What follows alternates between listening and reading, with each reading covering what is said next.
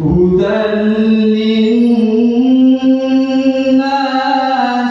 وبينات من الهدى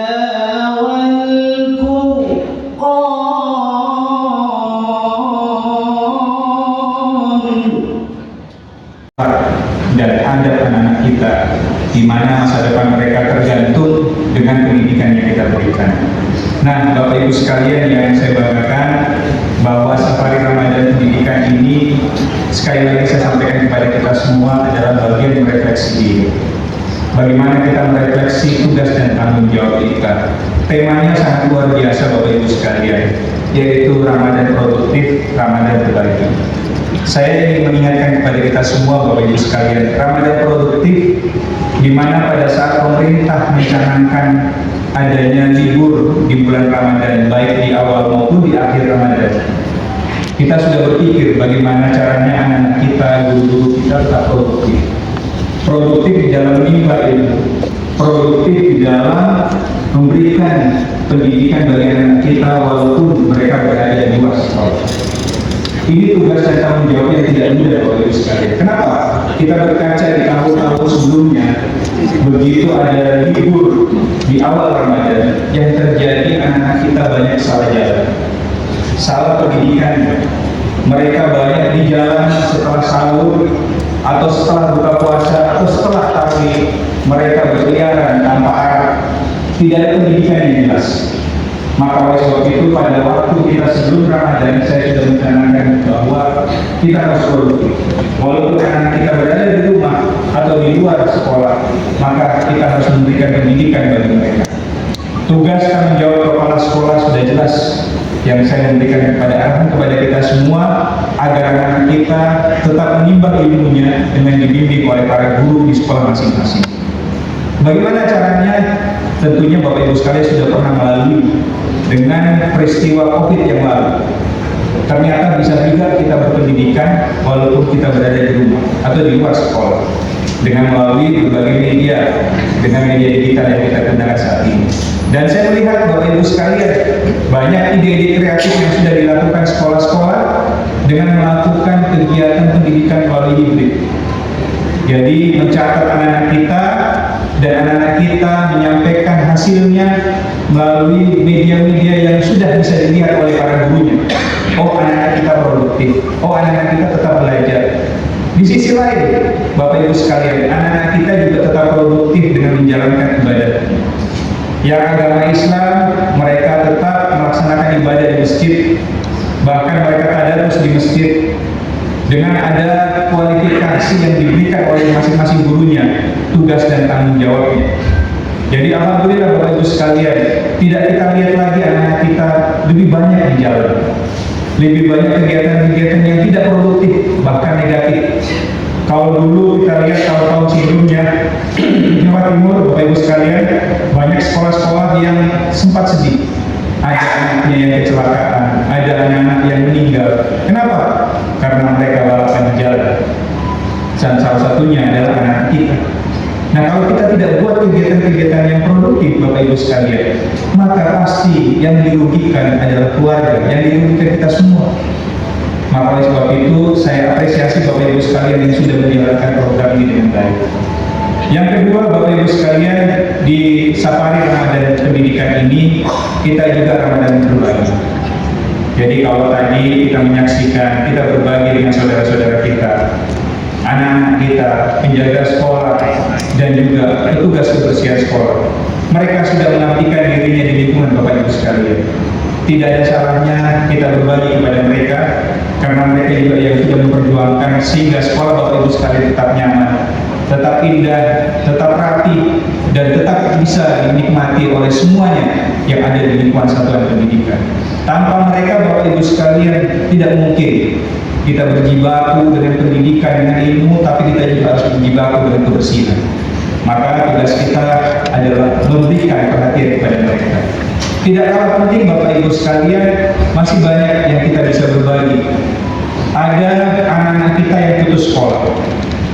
Sewajarnya para kepala sekolah ini sering-seringlah turun ke lapangan, sering-sering turun ke masyarakat, Kalau ada anak-anak kita di wilayah Bapak Ibu sekalian yang sudah lulus SMP, belum melanjutkan pendidikan, atau mereka sudah masuk kelas 10 tapi tidak melanjutkan ke kelas 11, maka tugas kita Bapak Ibu sekalian untuk menyambut mereka, menyambut, menjemput, dan memberikan edukasi pada mereka untuk mengajak ke sekolah. Karena ini tugas kita untuk menyelesaikan mereka sampai di sekolah menengah maupun kejuruan.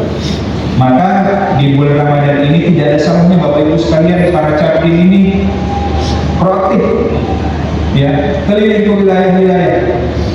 Satu dapat alhamdulillah, dua dapat lebih alhamdulillah lagi, sampai seterusnya.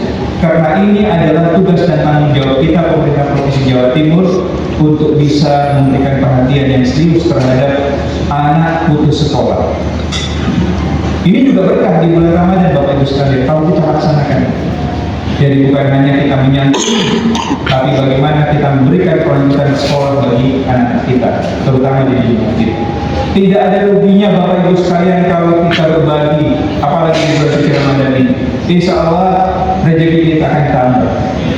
Insya Allah bagian dari berkah kita, amal jariah kita, apalagi di bulan suci Ramadan. Nah, maka oleh sebab itu konsep kita, pemikiran kita terhadap kegiatan safari Ramadan pendidikan harus kita maknai dengan kegiatan yang real, kegiatan yang nyata, dan tentunya Bapak Ibu sekalian berdampak bagi masyarakat. Ya. Maka sebenarnya Bapak Ibu sekalian, saya ingin tahu apa yang telah dihasilkan oleh cabang-cabang dinas dari kegiatan Ramadan kita yang sudah hari ke-11 ini. Mudah-mudahan nanti cabang-cabang dinas yang lain bergerak yang sama, ya, berbagi bersama, produktif bersama, termasuk bagaimana tetap menjaga kualitas pendidikan kita tetap menentu. Nah, terakhir Bapak Ibu sekalian yang saya banggakan, di bulan suci Ramadan ini juga saya ingin mengingatkan kita semua bahwa masih ada tantangan yang harus kita hadapi bersama. Para kepala sekolah ini tidak boleh menutup mata bahwa dunia luar di sana, provinsi-provinsi lain lagi giat-giatnya untuk meningkatkan kualitas dan mutu pendidikan para muridnya. Mereka berlomba-lomba menyiapkan kader-kader terbaiknya mereka untuk bisa berkompetisi masuk di perguruan tinggi negeri, baik dengan prestasi maupun tanpa prestasi atau melalui tes. Maka oleh sebab itu Bapak Ibu sekalian, berkaca dengan ini, maka kita tidak boleh lengah. Terus kita menatap ke depan, terus kita mempersiapkan diri anak-anak kita supaya anak kita ini di tahun 2025 tetap bisa memperjuangkan yang terbaik bagi mereka dan juga bagi Jawa Timur. 5 tahun Bapak Ibu sekalian kita sudah meraih yang terbanyak lulusan SNBP dan SNBP.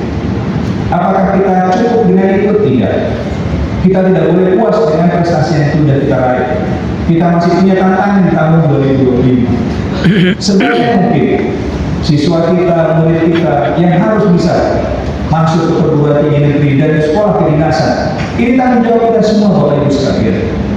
Kalau kita bisa berhasil, maka tentunya yang menjadi kebanggaan bukan saya, bukan Ibu Gubernur, tapi kebanggaan Bapak Ibu sekalian yang memiliki sekolah, yang memegang sekolah tersebut, ya Bapak Ibu sekalian.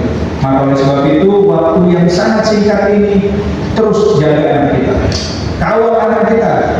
Kalau perlu, kalau dia sakit, kita kunjungi dia, karena mereka adalah aset kita. Jangan sampai dia gagal nanti mengikuti tes, gagal mengikuti SNBP karena keadaan kondisinya yang tidak memungkinkan.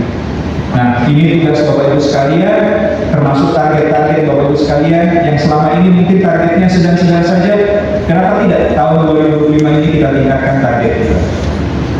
Dan terakhir Bapak Ibu sekalian, di bulan suci Ramadan ini juga saya mengingatkan jaga integritas kita, Bapak Ibu sekalian, ya. Kelola dana keuangan dengan baik, tertib administrasi. Jangan pernah Bapak Ibu sekalian lengah terhadap bagaimana administrasi yang baik. Karena Bapak Ibu sekalian tidak kuat di administrasi terutama keuangan Bapak Ibu sekalian, maka Bapak Ibu sekalian juga akan mengalami kendala terhadap proses-proses yang nantinya Bapak Ibu sekalian hadapi. Apakah itu di setiap tahunnya, di mana ada pemeriksaan yang tentunya akan memberatkan Bapak Ibu sekalian kalau Bapak Ibu sekalian tidak memahami. Jadi kepala sekolah sebagai pemimpin juga harus memahami tugas dan tanggung jawab terhadap administrasi keuangan. Kelola dana BOS dengan baik, kelola dana BOPT dengan baik. Jangan pernah Bapak Ibu sekalian menahan, apalagi ada di media sosial banyak sekolah-sekolah atau guru-guru kepala sekolah yang menahan PIP anak-anak. Jadi kalau betul cermati, jangan sampai Bapak Ibu salah langkah, salah tindakan yang akhirnya berdampak kepada Bapak Ibu sekalian. Gunakan BOS dengan sebaik-baiknya untuk penggunaan sekolah. Saya lihat banyak dana BOS ditahan-tahan, BPOPP ditahan-tahan, tapi sekolahnya mau ambruk. Sekolahnya banyak yang bocor. Ya, terus untuk apa dana BPOPP, dana BOS yang tidak digunakan dengan maksimal? Ya, tolong itu Bapak Ibu sekalian, karena setiap saya keliling, saya menyaksikan sendiri bagaimana banyak sekolah yang sudah bagus, yang sudah bersih, tapi masih banyak juga sekolah yang masih butuh perhatian kita bersama. Jadikan tempat pendidikan yang nyaman buat kita semua, jadikan tempat pendidikan betul-betul untuk mentransfer ilmu, baik itu ilmu akademik maupun ilmu adab dan etika bagi anak kita. Ini yang dapat saya sampaikan. Terima kasih kepada seluruh panitia yang telah melaksanakan kegiatan Safari Ramadan Pendidikan di Kowil 5 ini. Mudah-mudahan ikhtiar Bapak Ibu sekalian untuk menyatukan silaturahmi kita, terus memperkuat kita di dalam tugas dan tanggung jawab kita untuk memajukan dan meningkatkan kualitas pendidikan di Jawa Timur, khususnya di wilayah Bapak Ibu sekalian. Demikian, terima kasih. Wassalamualaikum warahmatullahi wabarakatuh.